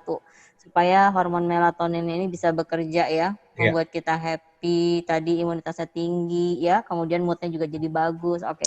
Ya, thank you dok. Makan. Sekarang makan. Makan di BSD. Dibuka ya. Makanan hantar nih dok, delivery. Ya, nah tadi kan malah hantar handling dengan baik dan aman ya, harusnya insya Allah sih baik-baik aja karena memang tidak ada laporan di WHO. Tapi mungkin kalau lihat dari polanya dia terlalu tidak hygiene juga kita harus waspada juga. Jadi kita hati-hati untuk pola makan hantar ini. Indonesia. Kalau makanan di luar rumah ini yang terutama mungkin porsi sama ingredientnya mungkin ya dok ya, yang harus perhatikan supaya nanti enggak berpengaruh lebih ya, kelebihan porsi, kelebihan garam, kelebihan lemak dan sebagainya ya. Gula, garam. Jadi kadang-kadang nanti kita akan bicara tentang makanan yang apa sih yang bisa berpengaruh. Betul. Nah kadang-kadang kita kan kita ke minimarket atau ke supermarket untuk buat cemilan di rumah nih. Nah, cemilan-cemilan seperti apa sih yang bisa kita lihat? Karena ternyata malah tidak baik. Ternyata nanti kalau kita lihat, ini kalau makannya tidak terlalu tepat, kebiasaan makan yang salah nih akan pasti dia akan, kalau pada orang tua ya, hipertensi, diabetes. Dan jangan lupa, kasus-kasus anak-anak dengan diabetes mellitus didapat udah mulai banyak di anak-anak. Anak-anak karena kebiasaan makan yang terlalu berlemak, terlalu manis-manis itu juga mulai dapat. Dan kasusnya juga saya lihat memang mungkin karena saya di Cipto kali ya. Jadi kasus-kasus ini kenapa nih? Oh ini diabetes. Jadi saya bilang ternyata nggak harus tua untuk jadi diabetes. Dan kasus-kasus pemasangan kateter jantung, ring jantung juga mulai banyak didapatkan pada remaja. Kidney disease juga ada beberapa kasus saya yang dia harus transplant ginjal karena ada akut kidney injury karena terlalu banyak minuman-minuman yang diawetkan. Nah, itu udah mulai fungsinya mulai menurun. Waduh, hati-hati ya ibu-ibu bapak ya, ini mengkonsumsi jadi anak-anak di kulkas kita nih terutama betul. Bersoda kalau bisa jangan terlalu banyak karena kan kalau kita lihat tuh gulanya banyak, itu bisa jadi menjadi gula diabetes. dan sodanya sendiri untuk merusak dari fungsi penyaringnya di ginjal. Oke. Ya, Dok, sebelum masuk ke makanan nih, Dok, masih banyak yang bertanya tentang hal lain nih, Dok. Sebentar ya. Nah, ini ada pertanyaan, kalau misalnya tadi ya, ada pertanyaan, Dok, COVID itu bertahan berapa lama di udara? Misalnya kita di dalam pesawat. Kalau dalam pesawat berarti kategorinya tadi yang AC ya, Dok ya? Yang AC sekarang pesawatnya kan mereka punya HEPA filter. Ya. Jadi setiap Pesawat tertentu bisa, 1 menit itu bisa ditarik sekitar berapa kali saya lupa tuh. Jadi memang mereka kalau misalnya ada, mereka akan menyaring udara di pesawat tersebut. Jadi ada filter yang akan mengatur. Jadi yang ditakutkan justru ruangan yang tertutup dan ber-AC. Tertutup dan ber-AC ya. Oke. Nah, kalau virus bisa bertahan berapa lama, Dok, di permukaan benda mati? Di permukaan ada yang bilang 8, ada yang bilang 4 jam, ada yang bilang 2 jam, ada yang bilang sampai beberapa hari. Tapi itu masih dalam debatable ya. Jadi memang rata-rata kita anggap 1 sampai 2 hari. Bila dia memang di daerah yang sangat kontaminan. Jadi rata-rata kita kalau perhatikan kan kantor tutup 3 hari. Iya, betul. Bersihkan gitu kan. Nah, kita anggap seperti itu. Memang penelitiannya rata-rata karena dia virus itu kan mati, kan dia akan hidup di inangnya. Jadi bisa tumbuh di inang. Jadi di makhluk kan hidup ya. Di makhluk hidupnya. Jadi kita bereplikasi itu bisa semakin banyak di tempat inangnya. Tapi kalau dia tidak di tempatnya, dia hanya bisa freeze. Inangnya tumbuhan nggak sih, Dok? Inangnya tumbuhan nggak. Di binatang juga beda site. Katanya di binatang juga beda site. Corona yang ini dia tidak bisa. Manusia ya. Di binatang dia enggak. Oke. Ya, Dok, ada pertanyaan lagi, Dok. Kalau di swab pertama itu positif, di tes kedua negatif, di tes ketiga positif. Jadi sebetulnya saya positif apa negatif? Banyak ya. Ini jedanya berapa lama nih? Harus ditanya juga kali ya, Dok. Jedanya berapa lama tes ke-1, kedua, ketiganya? Biasanya kalau sebelum ini kita kan kalau nggak salah yang direkomendasikan kalau udah 2 minggu di swab, kita lihat ada kadar-kadar di dalam laboratoriumnya sih sebenarnya. Kadar-kadar di laboratoriumnya yang menyatakan dia masih positif tapi sudah tidak menularkan lagi. Itu ada ada yang seperti itu. Jadi memang tetap seperti itu bisa tetap kita isolasi mandiri. Jadi saya pernah dapat kasus yang di swab ke-9. Astagfirullah. Dari Banyak pertama dia kemudian dari luar negeri positif, Lebaran kemarin positif. Yang ke-6 saya yang swab negatif. Besoknya kita cek positif. Baru yang ke-9 dia negatif. Jadi waktu itu memang waktu itu yang kita lihat dia dapat strain yang berbeda. Strain yang berbeda. Jadi tipe virus yang berbeda. Tapi memang rata-rata beberapa kali swab itu harus kita lihat nanti ada kadar namanya CT yang melihat dia jumlah viralnya masih bisa menularkan atau tidak. Tapi kalau tadi Ibu bilang positif, negatif, positif, biasanya tetap kita kalau udah hari ke 14, 2 minggu atau 2 minggu lebih, itu biasanya kita tetap diisolasi mandiri sambil kita lihat kasusnya seperti apa nanti. Nanti kalau misalnya mau meyakinkan boleh di swab lagi, tapi jangan terlalu cepat, mungkin 1 minggu atau 2 minggu kemudian. 1 minggu atau 2 minggu kemudian ya. Oke. Dok, ada pertanyaan nih. Benar nggak, Dok, kalau plasma darah atau garamas nih apa ya, itu bisa untuk mengobati pasien kritis COVID? Plasma convalescence ya. Plasma convalescence itu kita masih pernah coba. Ada beberapa yang memang tidak semuanya, ada beberapa yang hasilnya baik. Ada beberapa yang memang dia ada reaksi. Ada salah satu pasien kita, salah satu teman kita yang dia reaksi dengan plasma convalescence. Jadi memang ada beberapa yang masih direkomendasikan, masih yang membantu, tapi memang masih tidak semua kasus. Jadi kita lihat case by case. Jadi tidak, misalnya kita masukkan darah pada pasien-pasien yang sudah terkena COVID sebelumnya, kita masukkan. Harapannya dia punya daya tahan tubuh yang sama. Nah, masalahnya apakah dia sesuai tipenya atau dia hanya justru akan mereject, karena kan daya tahan tubuhnya akan turun. Harapannya dia akan naik, tapi memang masih jadi kontroversi. Beberapa masih kita lakukan, tapi memang ada strategi khusus. kita yang lakukan sekarang lebih banyak dengan dengan menggunakan aplikasi. Jadi memang itu yang bisa dilakukan sih. Tapi masih beberapa dikit dilakukan. Oke. Nah, Dok, ada pertanyaan nih, Dok. Kalau misalnya kita tadi kan mengkonsumsi vitamin C dan D, sebetulnya yang direkomendasikan itu sehari berapa miligram, Dok? Ya maksudnya kalau kita beraktivitas normal, terus kita minum juga cukup ya, misalnya 18. Vitamin C 500 mg 1 kali 1 juga sebenarnya ada, karena kan vitamin C itu kita dapat dari makanan, dari buah-buahan. Vitamin D rata-rata ada yang 300 ya? 1000 mg satu hari, tergantung. Jadi tergantung, kalau kita ada penyakit autoimun, itu kita rekomendasiin 1000. Makanya kita, kalau saya sih cenderung karena vitamin D itu diserap di tubuh kita, sebaiknya kita periksa dulu sih kadar vitamin D di badan kita. Kadang-kadang kalau kita cukup juga tidak perlu, kita cukup berjemur aja sih, sebenarnya juga udah cukup sih. Ada beberapa makanan yang mengandung vitamin D, jadi kita nggak kita samaratakan itu loh, menggunakan konsumsi. Ini Dok, ada pertanyaan untuk jenis masker nih Dok. Ada masker medis dan surgical, jadi yang untuk bedah ya. Nah itu kira-kira perbedaannya apa tuh Dok? Yang tadi mungkin yang bisa dipakai 40 hari ya Dok? Masker surgical itu masker yang biru itu ya, atau hijau yang kita ketemu di jalan. Kalau itu kan medis? yang triple. Masker medis, masker N95 kali ya.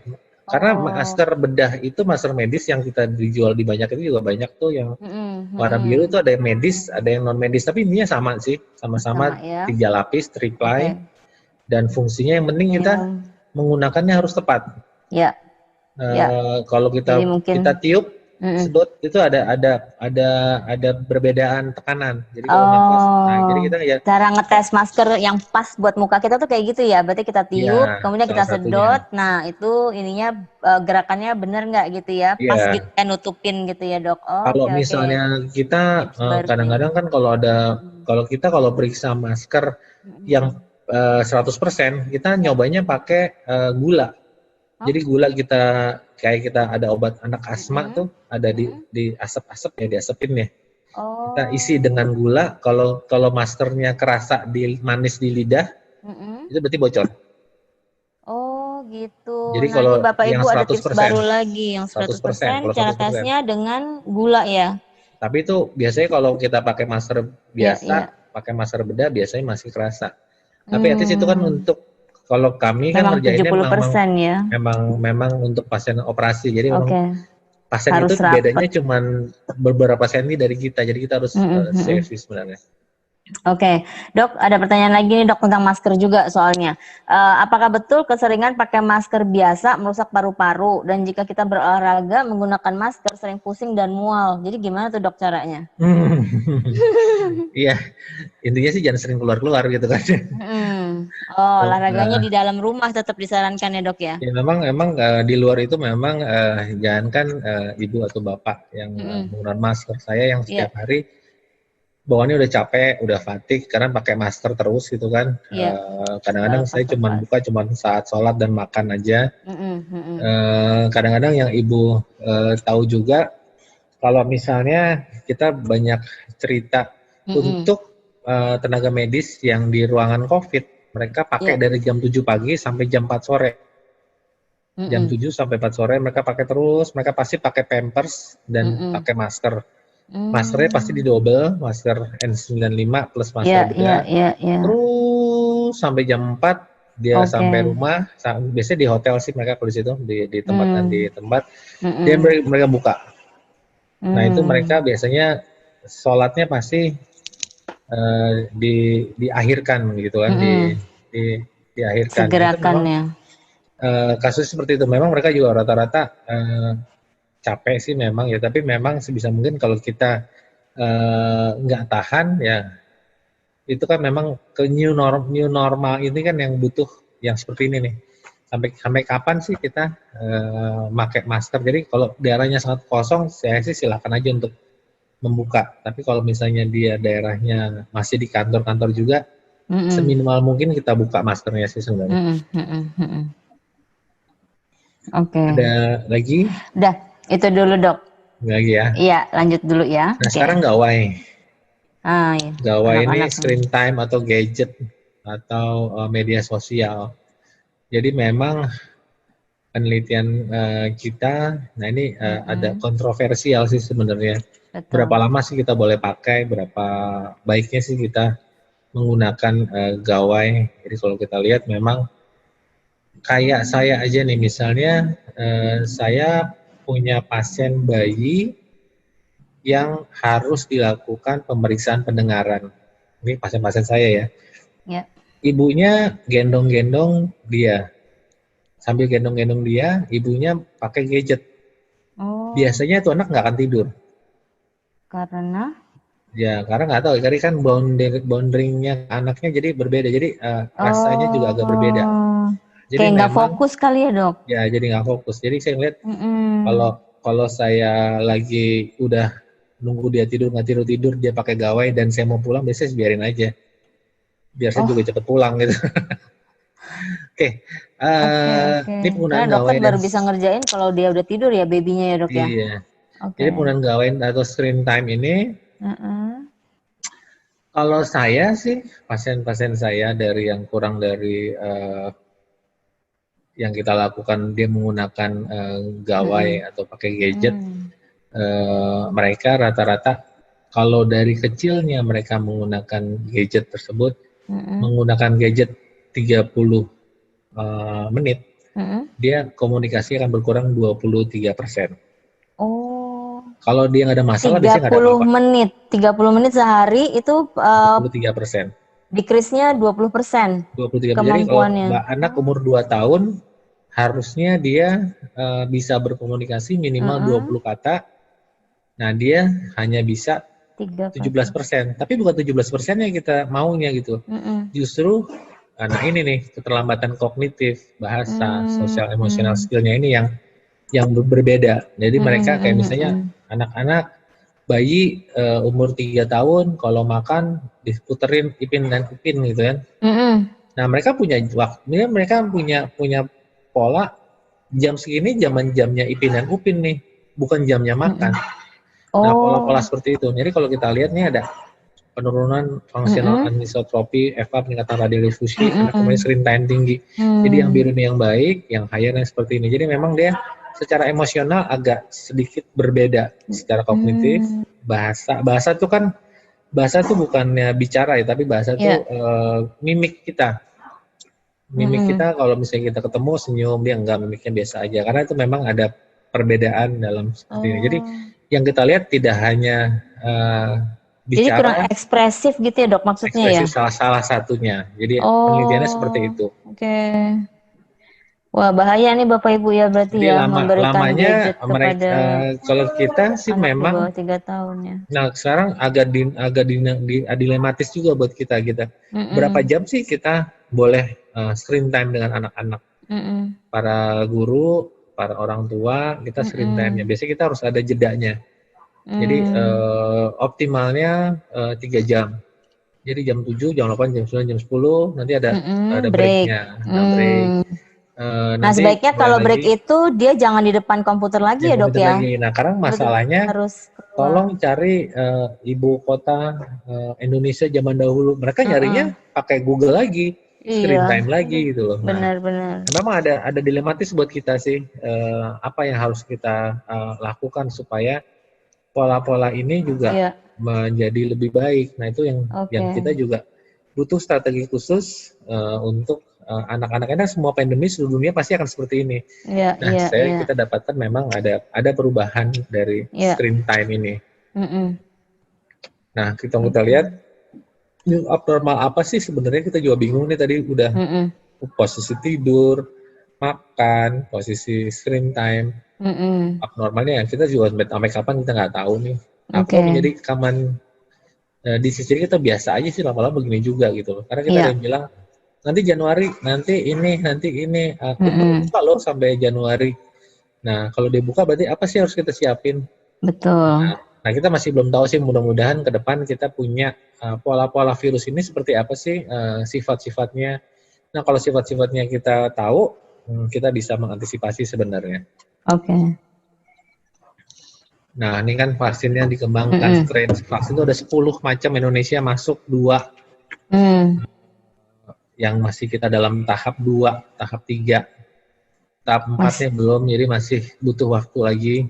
Nah, kita harus pasti penelitian itu kan butuh waktu yang panjang. Biasanya kalau misalnya herbal itu kan dia pakai obat ini sembuh loh. Nah, kalau setelah penelitian kita ada fase-fase yang menyatakan obat ini lulus untuk diberikan kepada masyarakat.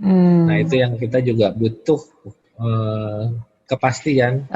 Kira-kira kurang lebihnya apakah ini aman buat kita, apakah obat ini bisa bermanfaat dan lain-lainnya. Ya. Nah, ini rekomendasinya buat orang tua, ya mungkin ini lebih strategi bahagia seperti apa sih, memang ini tips ya dok ya, tips and tricksnya kira-kira di rumah kita gimana nih ya menjaga anak-anak. Sebenarnya ibu-ibu juga udah pada jago sih sebenarnya, tapi mungkin karena udah katam balik lagi gitu ya, terus nanya lagi kapan gitu kan, udah mati gaya sih sebenarnya. Udah mau ngapain lagi sebenarnya, udah dilakukan semua. Jadi mungkin sekarang yang lagi musim nanam pohon-pohonan ya? Iya betul. Sekarang taman tempat tanaman SD rame banget tuh dok. Itu akan jadi klaster baru lagi tuh. Beneran rame banget itu ibu bapak di tanaman hias tuh yang dekat Victor. Bapak ibu kesana deh siang-siang. Astagfirullah itu penuhnya minta ampun karena pada bawa anaknya mencari tanaman-tanaman yang bagus-bagus itu dok. Yang seru ada ya? bunga. Enggak seru sih karena rame banget dok. Jadinya pusing juga ngeliatnya. Aduh itu ntar klaster baru lagi takutnya. Taman Kota 2 Bu. Iya benar Pak. Benar Taman Kota 2 ya Pak. Penuh ya Pak. Iya. Sampai sore itu Pak. Iya. Katanya Pak ya seru juga. Saya stres Pak pas lihat. Aduh ini nggak salah. Saya bilang semua anak dibawa ke situ untuk memilih tanaman. Waduh. Tiap hari itu Bu. Bener kan dok? Valid tuh saya juga kaget. Ini hari ini aja apa saya kebetulan apa ngelihat ternyata hampir tiap hari. Bener Pak. Iya.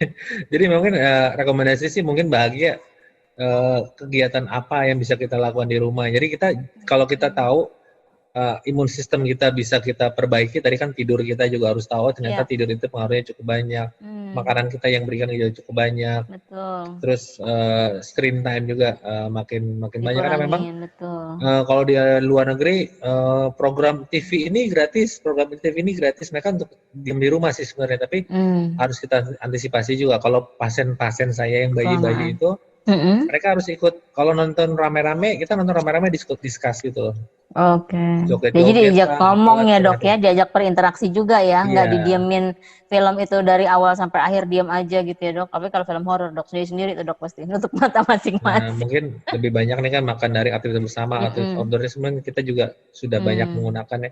Hindari penggunaan gawai di malam hari karena memang matanya juga hormon kita juga nanti akan meningkat. Betul, pagi udah capek juga, betul. Terus tadi fakta, terapkan kebiasaan baru.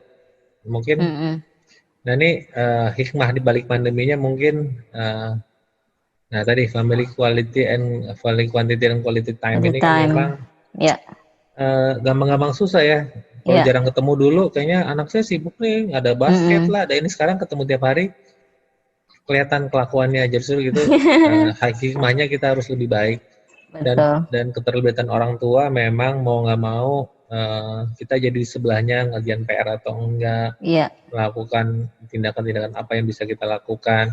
Nah, mulai hidup sehat dan new lifestyle mungkin diajarin macam-macam lah gitu kan. Apa kita membuat satu taman yang baru lah, mereka macam-macam ada bikin membuat sesuatu yang bisa. Kemarin ada yang jualan ya Din yang nggak salah ya. Bahkan ini ada ini nih Bu, salah satu temen gitu ya ternyata bisa build engagement sama family membersnya itu dengan ngumpulin barang-barang yang ada dalam rumah gitu. Jadi kan mungkin karena banyak di rumah gitu ya, jadi bongkar lemari. Ternyata banyak baju yang masih bagus tapi sudah nggak terpakai gitu ya. Nah itu kemudian dicuci, semua dibersihin, kemudian difoto-fotoin dan alhamdulillahnya itu bisa dijual gitu, dijual dengan harga sangat murah ya, jadi cuma 1.000, 2.000 gitu. Itu betul-betul memang kayak untuk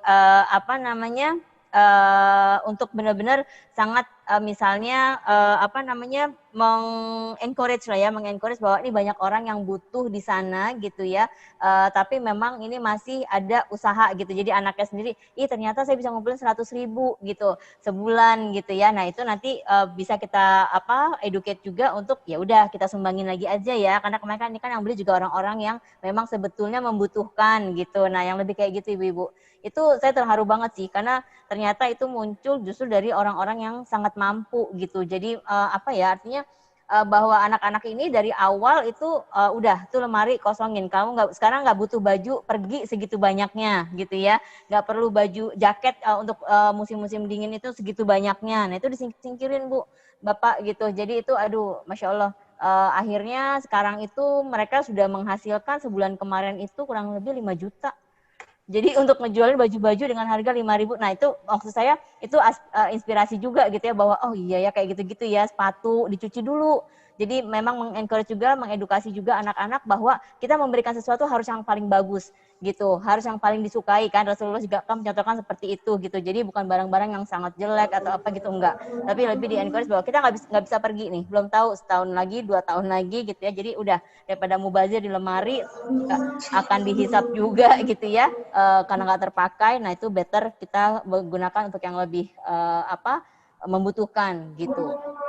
Itu baru sih enggak gitu. Jadi karena kan biasanya bikin kue ya, online shopping gitu-gitu kan. Nah itu barang-barang bekas sih dikumpulin gitu.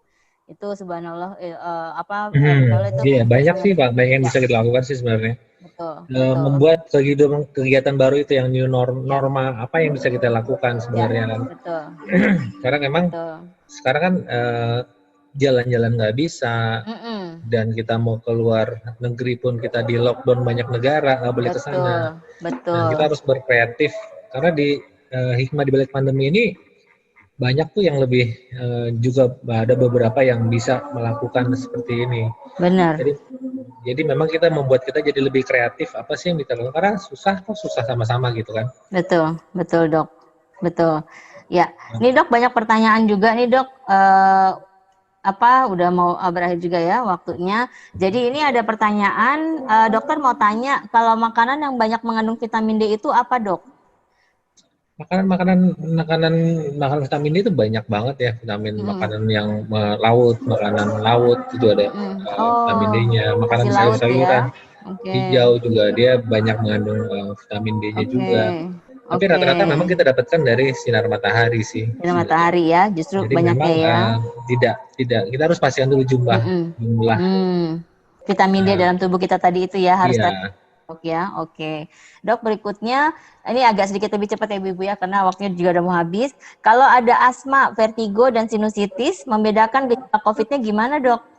Gitu. Terus kalau misalnya batuk, pilek, kemudian rapid testnya reaktif, kemudian PCR negatif, bahkan sampai 2 kali negatif.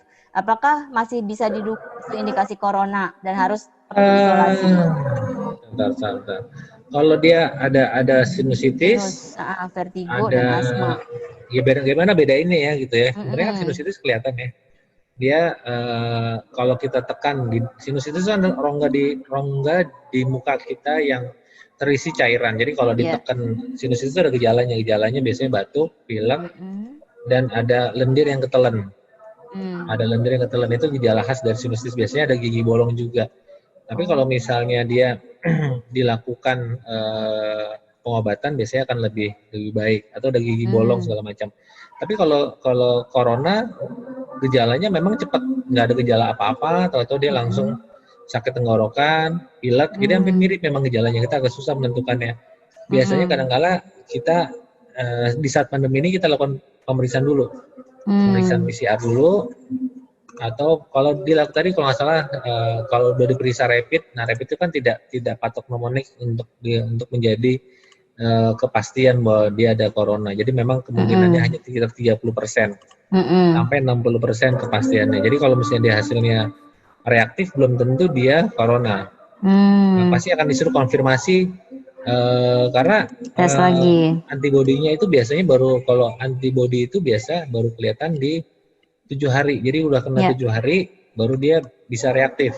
Tapi kalau antigen 1-3 hari dia bisa positif, walaupun presentasi sensitivitasnya juga tidak terlalu tinggi. Yang pasti memang dengan PCR itu tapi akan lebih nyaman kalau di atas 4 hari. Jadi kelihatan gejalanya biasanya kalau dia memang ada gejala sinusitis ya biasanya sinusitis itu sendiri. Bisa sinusitis dan corona bisa-bisa aja karena memang tapi corona akan membuat kalau dia ada keluhan biasanya akan lebih buruk. Maksudnya pileknya jadi makin banyak terus dia akan nyeri tenggorokan juga makin timbul yang sebelumnya juga tidak ada. Nah, seperti itu sih biasanya. Oke. Nah, apa namanya? Bentar, Dok. Kalau untuk ini, Dok, masker tadi, Dok. Jadi ya sebetulnya yang paling direkomendasikan itu masker yang seperti apa, Dok? Selama kita nggak ketemu yang selama 3M tadi, masker, menjaga jarak dan mencuci tangan sih biasanya selama social distancing kita baik pakai masker kain pun masih direkomendasikan karena dia bisa mengcover sampai 50-60%. Tidak 100% ya. Tapi kalau masker bedah bisa lebih baik lagi sampai 70%. N95 pun harapannya sampai 95%, tapi memang penggunaannya harus tepat. Jadi kalau batuk segala macam jangan ketemu gitu-gitu kan. Nah, kadang-kadang itu yang harus kita pastikan sih. Oke, kalau madu gimana, Dok? Madu kan imun sistem juga ya. Jadi Imun apapun sistem, kalau ya. saya sih tidak menolak atau tidak membolehkan, silakan aja pakai air apa gitu silakan aja selama dia halal dan thayyib ya. Oke, Bapak Ibu, mungkin dokter langsung ke ini aja, Dok. Tutup ya karena udah azan kayaknya. Ya. Sambil kita diskusi kali nanti. Ya. Silakan aja, Dok. Ya, ini apa sih yang bisa kita lakukan nih tadi sama sih. Adaptasi di rumah, adaptasi dari publik nih harus kita pastikan. Tetap kita harus olahraga, seni, berkesenian, masak, aktivitasnya banyak yang dilakukan di rumah. Tapi kalau ataupun harus keluar, kita harus melihat-lihat dulu apa yang bisa kita lakukan di luar.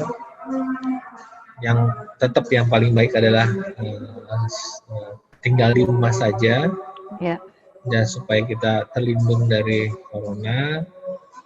Memang ujung-ujungnya sih kita sabar sih di Al-Baqarah kan, dan sesungguhnya akan kami berikan cobaan kepadamu sedikit ketakutan, kelaparan, kekurangan harta, jiwa dan buah-buahan dan berikan kepada berita gembira kepada orang yang sabar.